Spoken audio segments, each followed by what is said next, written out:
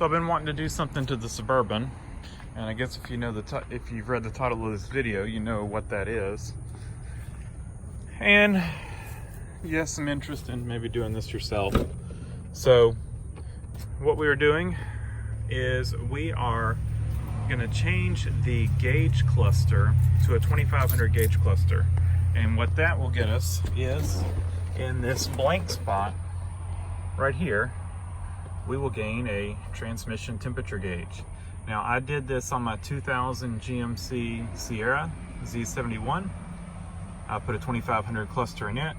Now the 2003, I think what, till 2006 or so clusters are different than the 99 to 2002. So I can look up the exact figures on that, but I know 2003 started this newer style cluster, and it is different than the 99 to 2002. The wiring, I know on 99 to 2002 was there for the transmission temperature gauge. You know, where it plugged in, you plugged the 2500 cluster in, and it just worked. I'm assuming the same would be for 2003 and up, but I guess we'll find out. I did zero research on this. I just knew that it worked for my 99 to 2002, for my 2000, and so I guess I made an assumption, and I may be wrong. But so let's do a few things before we take it out. And what we're gonna do is we're gonna check we're gonna check our gauges. So we have got between or just under half a tank of fuel. It's in between the first and second notch after the half tank mark. And the reason we're doing that is so that we can verify that our new cluster is reading the fuel sender correctly. We're going to crank it up, and we've got about 50 psi of oil pressure, and our gauge, our voltmeter is reading right just a hair above 14. We have got our odometer is sitting at 216,303 miles, and the new cluster will have to get programmed with our mileage. And so at this point we've kind of taken notes of everything, and we are ready to set the parking brake. We'll turn the key back on, but we won't crank it up. We're gonna put it in first gear, all the way down. I've tilted the column all the way down. And we are gonna go ahead and pull this bezel off. Now it is super easy to get off. You're just gonna pick a spot. I like to pick this corner right here. There's kind of a little gap right there. You can get your finger in there, and you can just pull it off. And that's just kind of a good spot, easy spot to grab it.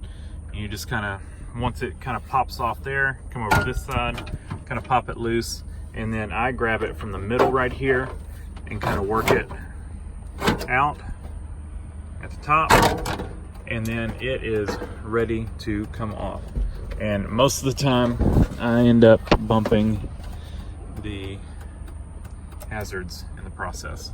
So now we're going to need to get a socket, and we will pull these 4 bolts out. Super easy.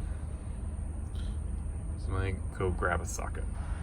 All right, we're back. I've got a 7mm parking brake still on, and we're gonna just pull these out real quick and easy.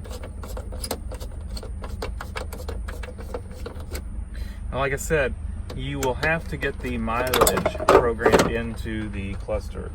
And I just dropped my nut driver down in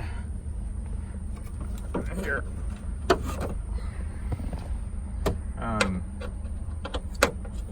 Now what I've done, I found the cluster, and I'm actually buying it from a guy who rebuilds them. And so he's actually coming out here to my house to install it. Now, I went ahead and wanted to show y'all how to do this, so I'm removing it. The only reason he actually comes out is because he programs the mileage in. So he'll plug it up, he'll program the mileage in, and that's included in his cost for the cluster. And I'm trading in my cluster, which works perfectly, for the 2500 cluster. And so for the cost of his cluster plus programming the mileage, it cost me $100. So that's not bad at all.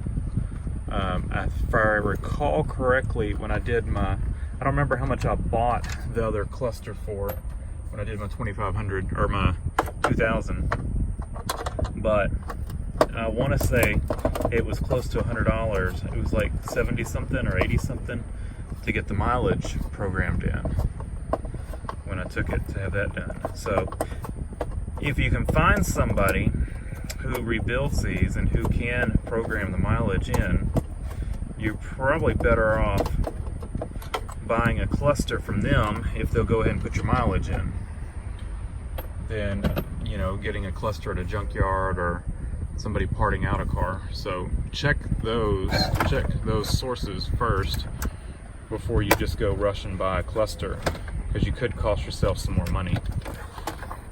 And we are pulling it out, and I might need both hands for this, but I'm going to go ahead and turn the key off. But if you can see, what you've got under here is a single plug that you're going to have to unplug.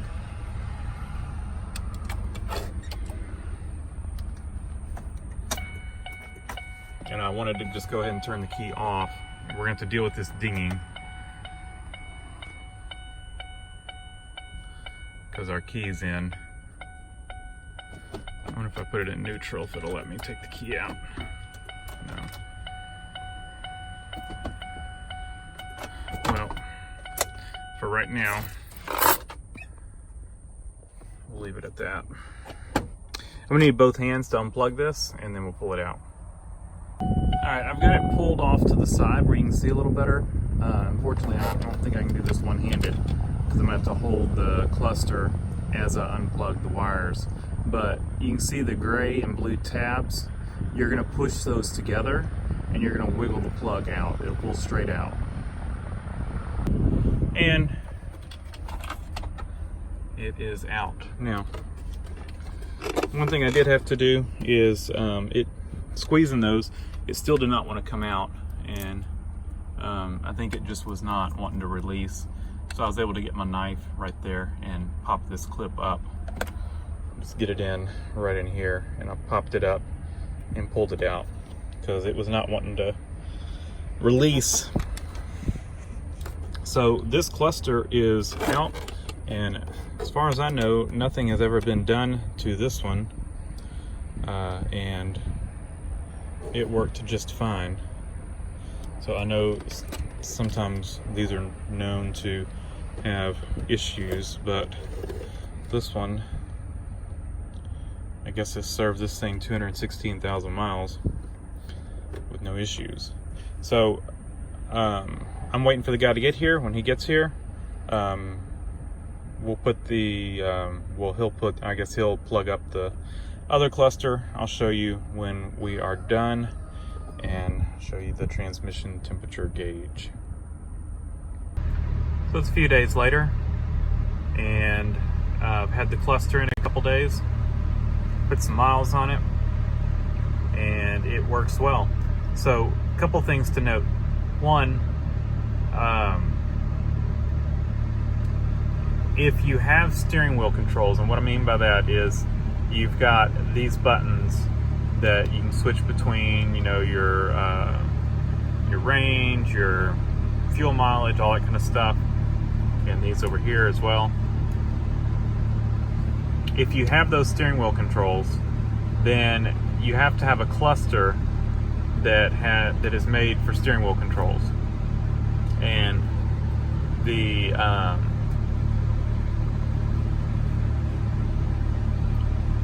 if not, the buttons won't work. So if you've got steering wheel controls, make sure you get a cluster out of a vehicle that has steering wheel controls. But as you can see, I've been driving it, and the trans temperature gauge is working. All the other gauges are working, and we've got a good cluster with trans temp gauge. And this one is fully rebuilt, all new servo motors for the gauges, all that kind of stuff, new bulbs, all that. This guy fully rebuilds them when he gets them. Doesn't matter if they're working or not, he just rebuilds them. Super nice guy. And first time he came out, he didn't realize I had steering wheel controls, and so he had a cluster, but he hadn't rebuilt it yet, and he was going to put a new face on it, and he didn't have the face in, and it was supposed to be in, a couple days. And so he came back the following week with a fully rebuilt cluster, and he went ahead and just swapped it in. I had pulled it all apart, he put it all back together, and I just went ahead and let him do it, and that way we could test it fully and all that kind of stuff. So worthwhile upgrade, I think, especially if you do some towing, and definitely prefer that over a aftermarket trans temp gauge. I like the factory look instead of doing a gauge pod or anything like that. Definitely like this better. Total cost to me, I'll let him have my old cluster, and I didn't think about it, but I still got the cluster for my 2000 GMC in the garage when I did the same thing on it. I should have let him take that one as well. I didn't think about it because I'll never do anything with it. If I recall correctly, when I did the one before, I think I paid about $60 for the gauge and about $75 to get the mileage programmed. And this guy came out and did my mileage and everything. So and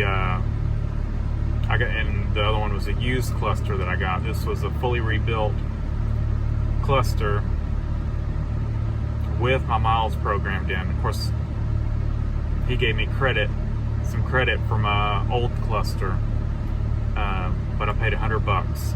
And if he would have pulled this one out as well, if it wasn't for me just wanting to make a video showing y'all how to do it, he would have come out here, pulled this one out, or pulled my old one out, put this one in, program my mileage, all for $100. And you can't really beat that. So definitely a good upgrade.